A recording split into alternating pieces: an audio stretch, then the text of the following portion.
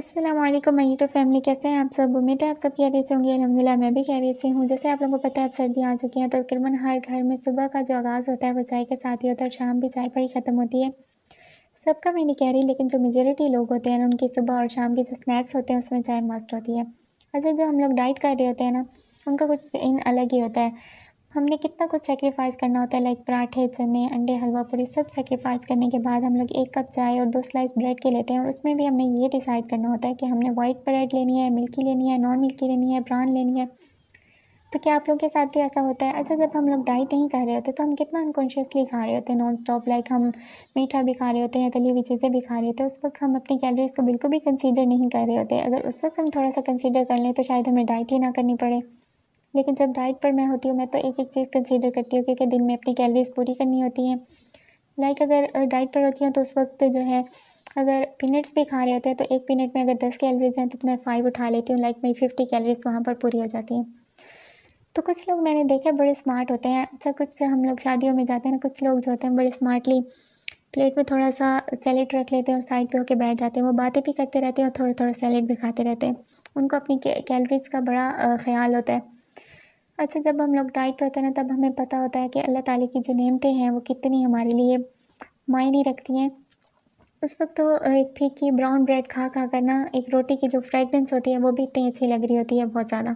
बस इसी तरह से जब अल्लाह ताला की हमें हर नेमत प्रोवाइड होती है ना उसकी इतनी कदर नहीं होती, लेकिन थोड़ा-सा जब हम फाका करते हैं ना तो फिर उसका एहसास होता है। तो जब हम फीकी ब्रेड खा रहे होते हैं ना कंटिन्यूअसली तो फिर हमें रोटी भी अच्छी लग रही होती है। इसी तरह से जैसे आजकल माएँ होती हैं वो बच्चों को कितनी वैरायटी में चीज़ें, कितने ऑप्शंस होते हैं उनके पास कि आपके लिए ये बना दूँ, वो बना दूँ, और इतने नखरे कर रहे होते हैं। अगर वही चीज़ उनको 3-4 दिन ना दी जाए तो शायद उनको फीकी से फीकी ब्रेड भी अच्छी लग रही होती है। इसी तरह से डाइट वालों का ही होता है। जैसे हम लोग खा रहे होते हैं सब कुछ तो सुबह के टाइम नाश्ता ही नहीं किया जा रहा होता।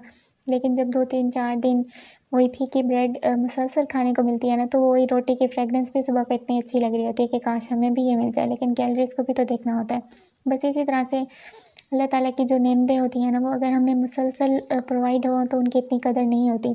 लेकिन कुछ फ़ाक़ा करने के बाद फिर उनकी कदर होती है कि अल्लाह ताला की नेमतें कितनी हमारे लिए मायने रखती हैं। तो बैक टू द पॉइंट, यहाँ पर जो है थोड़ा-सा मैं सैलेड बना रही थी, क्योंकि दोपहर को भी देखना होता है कैलोरीज़ को, तो बस जो फ्रूट्स और थोड़ी वेजिटेबल्स पड़ी होती हैं घर में उनको कट करके उसमें थोड़ी-सी काली मिर्च ऐड करके और थोड़ा-सा उसमें chilli sauce, soya sauce add करके, और ये मेरी एक जो दोपहर की होती है वो डिश बन जाती है। अच्छा, शुक्र अल्हम्दुलिल्लाह, गोलगप्पों में जो है ना कैलोरीज़ बहुत थोड़ी होती हैं। ये हम अगर डाइट पर भी होते हैं तो हम इज़िली इनको ले सकते हैं। तो इतनी ज़्यादा कैलोरीज़ इसमें नहीं होती। उसके बाद जैसे आप लोगों को पता है अब साग आया हुआ है, तो हर घर में तकरीबन साग जो है वो इन जा रहा होगा। और ये इतना सबका फ़ेवरेट होता है कि जब भी हम दावतें वगैरह बनाते हैं तो इसकी एक साग की एक डिश मस्ट होती है। और जब इसका सीज़न आउट होने लगता है तो तकरीबन हम लोग इसको स्टोर करके रख देते हैं, ताकि जो हम दावतें वगैरह करते हैं ना उसमें हमारी एक डिश जो है वो साग की मस्ट होती है। साग के साथ अगर मक्खन और देसी घी हो तो साग का टेस्ट जो होता है वो और ज़्यादा इन्हेंस हो जाता है। लेकिन आजकल जो फ्रेश मक्खन और देसी घी हैं वो बहुत मुश्किल से ही मिलते हैं। तो यहाँ पर ब्लू बैंड का हम लोग मक्खन मंगवाते हैं, नूरपुर का ये। तो नो डाउट ये हेल्थ के लिए तो इतना अच्छा नहीं होता, लेकिन something is better than nothing. तो यहाँ पर ये हम लोग यूज़ करते हैं। और अगर हम डाइट कर रहे हैं तो ज़ाहिर-सी बात है हम ये बिल्कुल भी यूज़ नहीं कर सकते।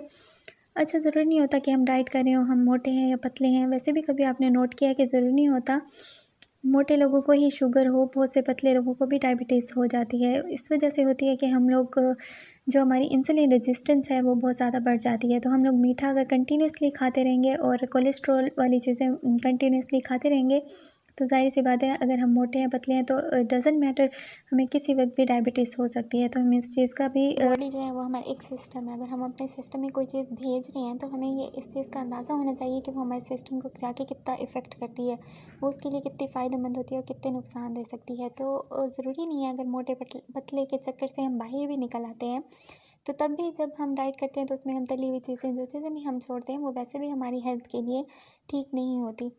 तो हमारी हेल्थ जो है वो सबसे ज़्यादा हमारे लिए इम्पॉर्टेंट होती है। तो यहाँ पर मैंने शामी कबाब बनाए हुए थे, और शामी कबाब की जो रेसिपी है वो पहले ऑलरेडी मैं अपने चैनल पर अपलोड कर चुकी हूँ।